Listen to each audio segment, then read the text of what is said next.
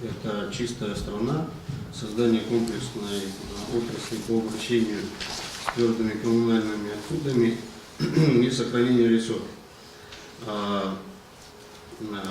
Эти проекты были разработаны в целях реализации указа президента 7 мая 2004 года.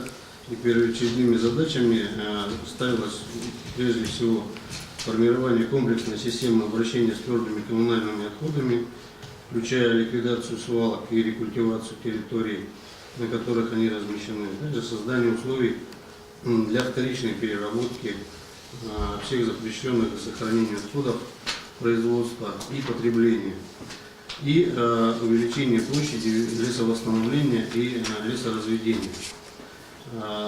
Наши региональные проекты коррелируют с государственной программой Республики Хакасия охраны окружающей среды, воспроизводства и использования природных ресурсов на 2014-2020 годы. Финансирование по данным проектам предусматривалось финансирование из республиканского бюджета в размере 1% и софинансирование из федерального бюджета Российской Федерации 99%. Финансирование проекта сохранения леса уже начинается с текущего года, предусмотрено на период 2019-2022 год. Финансирование региональных программ «Чистая страна» и создание комплексной отрасли по обращению с твердыми коммунальными отходами начинается лишь с 2022 года и заканчивается периодом 2024 года. По данному вопросу хотелось бы обратить внимание, что коммунальная реформа, которая началась с 1 января 2019 года, очевидно, заставит нас по возможности изменить сроки вхождения в этот проект. Потому что 3 года, не включаясь в этот проект, ни у нас, ни у регионального оператора, у которого будет очевидно кассовый розыск существенный, он не будет заниматься полигонами, он начнет вывозить так называемые несанкционированные свалки и в рамках реформы будет выставлять муниципалитетам эти деньги на законных основаниях. И мы вынуждены будем их оплачивать. Поэтому мне дано поручение связаться с куратором нацпроекта в федеральном центре, с исполнителями и проработать вопрос о возможности включения в этот проект раньше. Мы, безусловно, посмотрим те деньги и конкретные мероприятия, которые в рамках этого, куда можно включиться.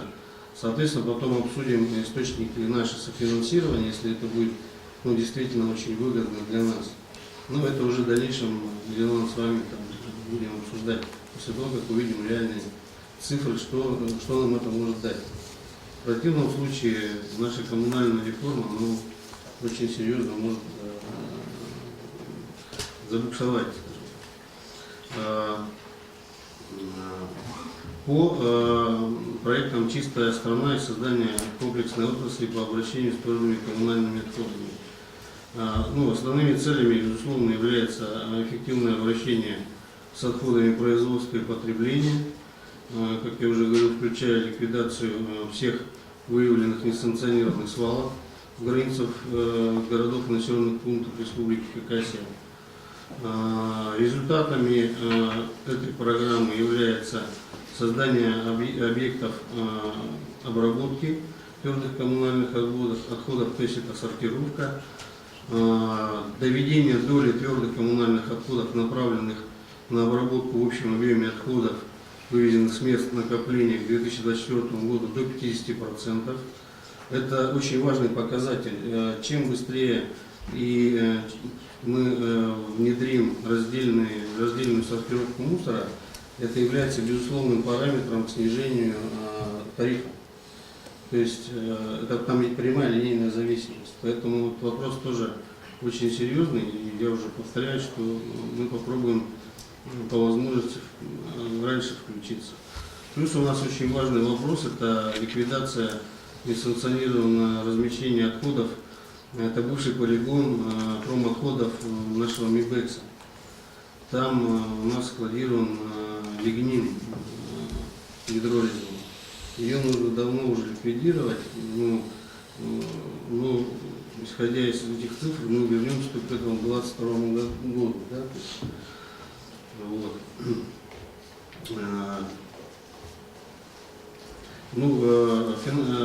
Финансирование данных региональных проектов с 2022 года у нас предусмотрено в районе 93,5 миллионов и пропорционально до 2024 года аналогично 90,5 миллионов. Что касается проекта регионального сохранения лесов. Цель этого проекта сохранения лесов, в том числе на основе воспроизводства на всех участках вырубленных и погибших лесных насаждений, увеличение площади лесовосстановления, проведение модернизации материально-технической базы. По достижению целевых показателей по данному проекту рисков не предвидим. Мы один из 3 регионов федеральных, которые по сути на сегодняшний день имеют показатели выше целевых. То есть если целевые брать за базу 100%, то у нас на сегодня уже 131. Есть такие 3 региона. Но это не повод расслабляться. В любом случае, та динамика, которая у нас имелась, мы ее сохраним и постараемся увеличить. Деньги пойдут, безусловно, на приобретение, модернизацию парка транспортных средств. Будут приобретаться пожарные автомобили, специализированная техника.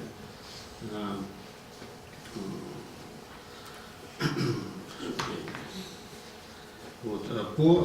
Если говорить о финансировании данного регионального проекта, то он исключительно за счет субвенций федерального бюджета, то есть для нас это тоже очень выгодно. В абсолютных цифрах, на 2019 год мы в этом году должны 124,4 миллиона освоить, на 2020 123 и на 2021 также 124,1. У меня все, спасибо за внимание.